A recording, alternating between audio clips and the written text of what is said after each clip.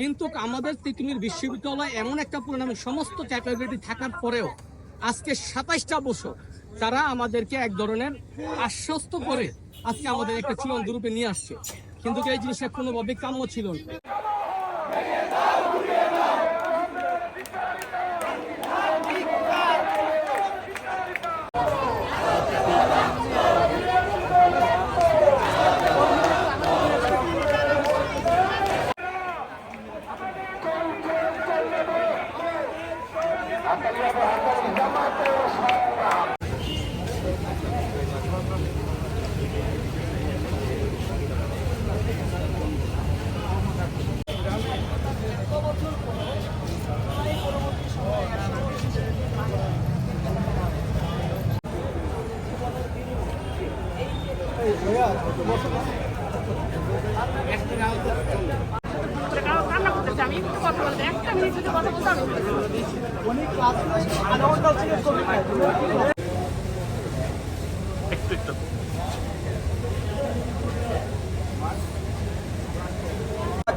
আমাদের টিচার তো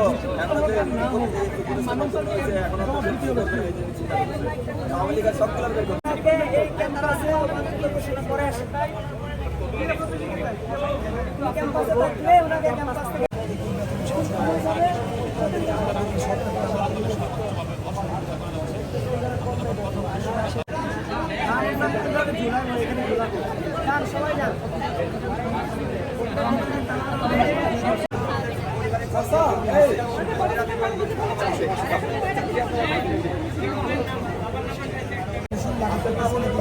আমাদের ক্যাম্পাসে শিক্ষার্থীরা মারা যাচ্ছে ও উপহাস করে জীবনে ত্যাগ করছে, ওরা হলো চাকরি এটা বলতে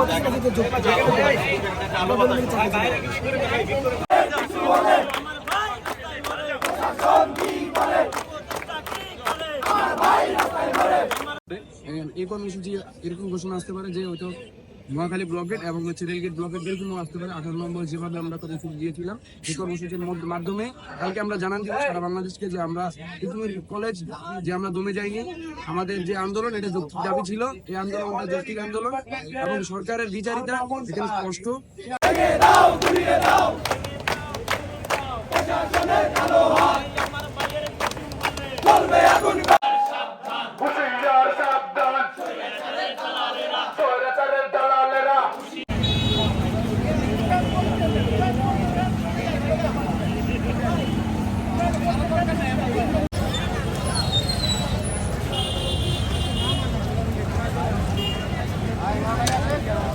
চাই রাজপথে আমরা থাকতে চাই না, কাজেই যদি প্রশাসন আমাদেরকে রাজপথে ঠেলে দেয়, আমাদেরকে যদি বাধ্য করে, তাহলে কিন্তু আমাদের কোনো গতান্তর থাকবে না। বিশেষ করে উপদেষ্টাদের খুব ভালো করে জানা কথা, জুলাই আগস্ট বিপ্লবে যে এক দফা ঘোষণা করা হয়েছিল, এটি কিন্তু প্রথমেই এক দফা ছিল না। কালে কালে যখন স্বৈরাচার শেখ হাসিনা যখন তাদেরকে অবজ্ঞা করছিল, ডোন্ট কেয়ার একটি মানসিকতা পোষণ করেছিল, পর্যায়ক্রমে শেষ প্রান্তে এটি কিন্তু এক দফায় পরিণত হয়েছিল। কাজেই সেই পরিস্থিতি তৈরি হওয়ার পূর্বেই তাদের উচিত এখানে উপস্থিত হয়ে শিক্ষার্থীদের সাথে কথা বলা।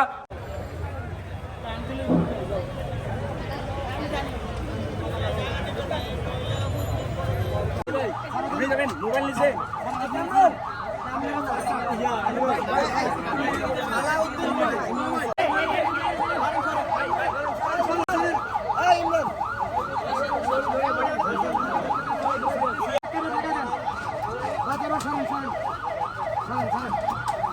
এই যে দুজনের নাম লেখাইছে ওই দুজন বাসে ওঠে।